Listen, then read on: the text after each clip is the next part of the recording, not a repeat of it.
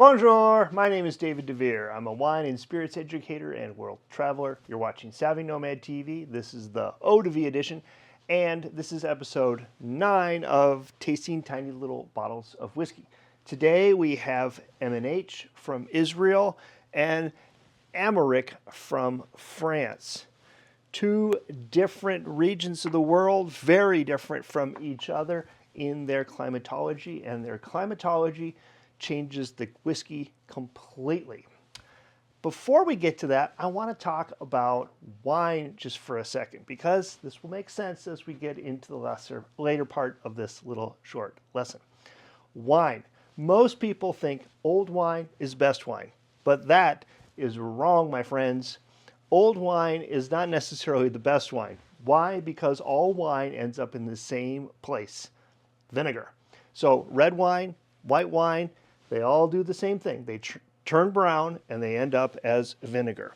Your job is to interrupt the wine somewhere on its journey to vinegar and hopefully drink it with friends and a nice meal.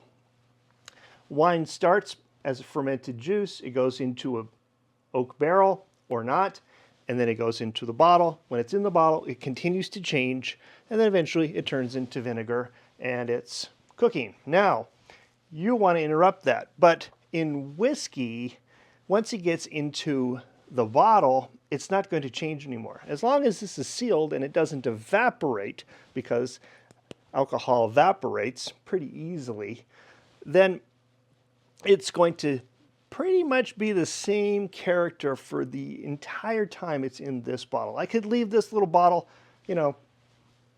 somewhere on the shelf for 100 years, and 100 years later they could come back and taste it, and it would probably taste pretty darn good. There have been bottles of scotch found in Shackleton's huts in Antarctica, and I wonder if anybody's ever been, they certainly have been tempted, but I wonder if they've ever actually tasted any of it. Okay, so that's what wine does and whiskey doesn't do. But what happens with whiskey is it does change when it's in the barrel. And the barrel is affected by climate. So Scotland is a cold, damp, wet place, cool. And the barrel doesn't change temperature very much. It sits in the warehouse, it warms up a little bit, it cools down. It warms up, it cools down. The whiskey's soaking into the wood, and the wood is giving its expression. Back and forth, very slowly. And this takes 10, 12, 15 years for that clear spirit to turn into that wonderful thing we call scotch. But what if you took your whiskey to a place like Israel, where it's hot and dry? What happens there? Well, if you leave it in the barrel too long, the barrel has way too much influence, and the oak can be incredibly influential on the whiskey, and it actually makes kind of a bad whiskey, a sour or overpowered whiskey. So you've got to figure out how to tamp the oak down. Your 10, 12, 15 years are shortened to 2, 4, and 7 years.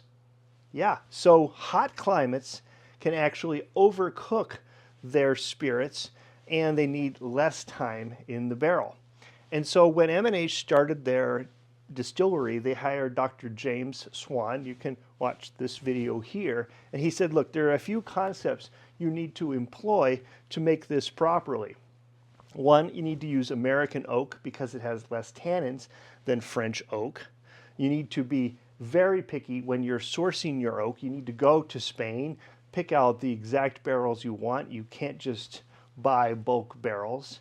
You need to be very specific in the way you're cutting your tails off. The Scottish producers can leave a little more of the tails in the distillate because those tails will mellow after 10, 12 years in the oak barrel. But if you've only got 4 years, then those tails are still going to be bitter and harsh. So Dr. Swan said, look, cut your tails much tighter to the center.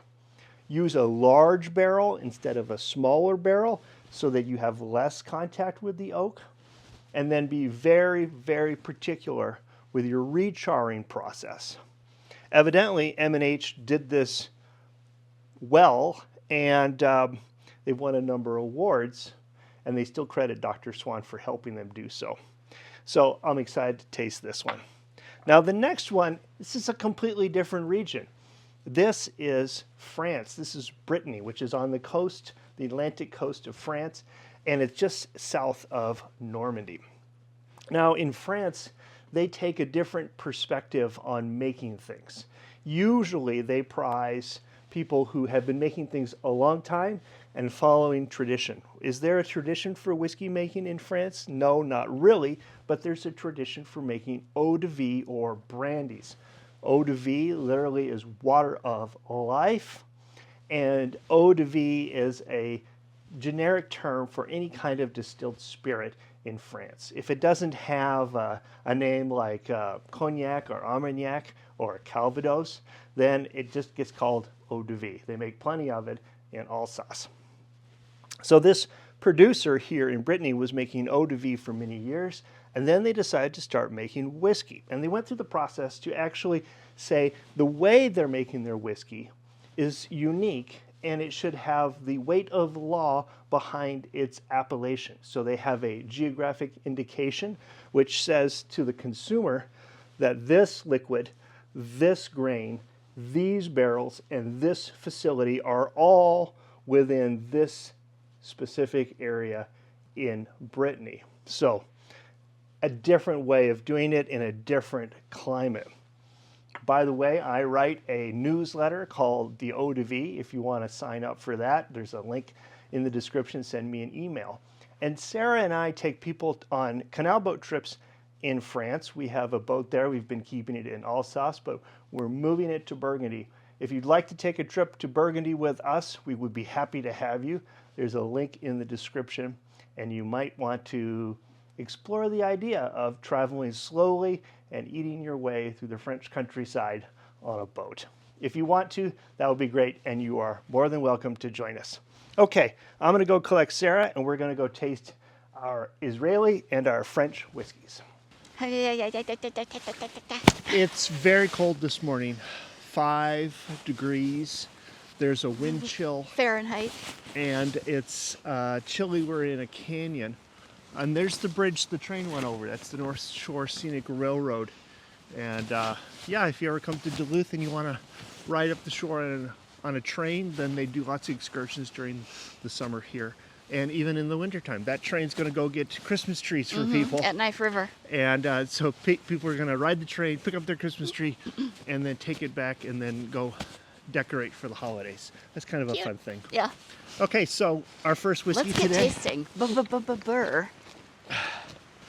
I think this is neat. So this first one is the M&H Classic from Israel. Yes. Huh. Who'd have thunk? So it's not very like Israel today. I need both hands to open this. Okay. It's very much like northern Minnesota. Or the Arctic Circle. I'll smell first, apparently, because I'm holding it. Warming would be nice. It smells mild, which is nice for me. I have to put my glove back Kind on. of vanilla-y. It's so cold, though, it's hard to tell. I should just go ahead and taste it. Besides, I need some warming, therapeutic whiskey. My hand is frozen.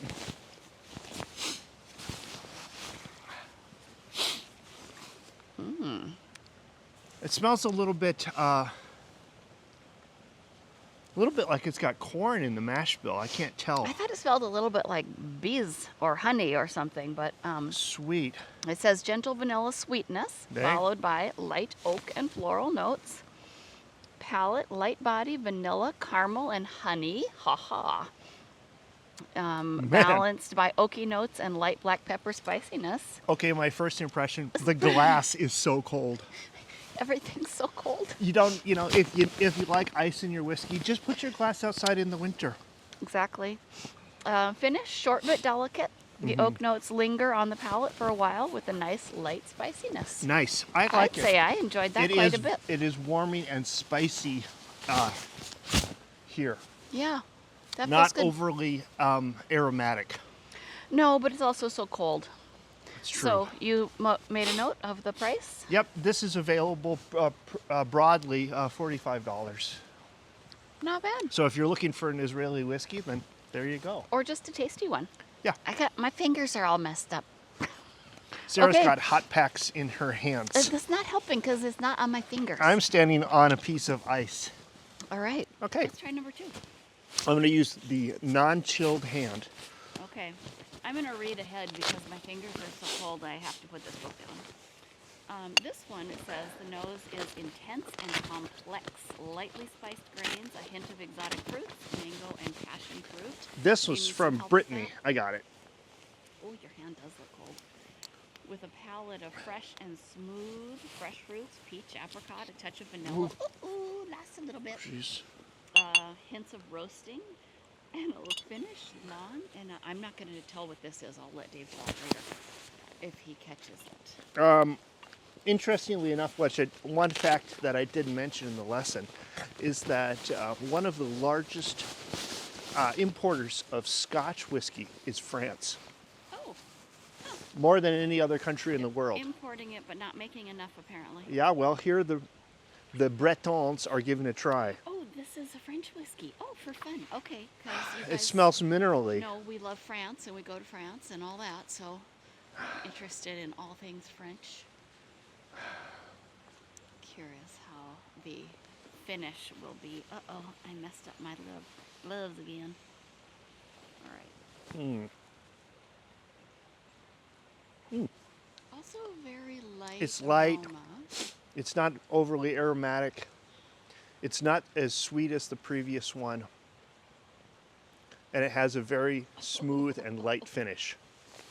I'd say less smooth. Less sweet. So it said in the tasting notes that the finish had a hint of iodine. Iodine.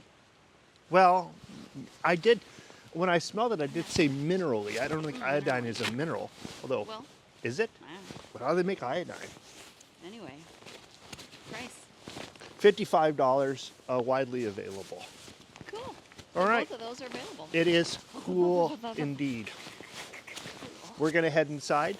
I hope you're having a good day. If you've enjoyed this video, please give us a thumbs up.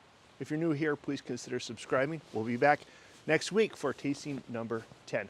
Until then, I say a tout à l'heure and cheers. Cheers.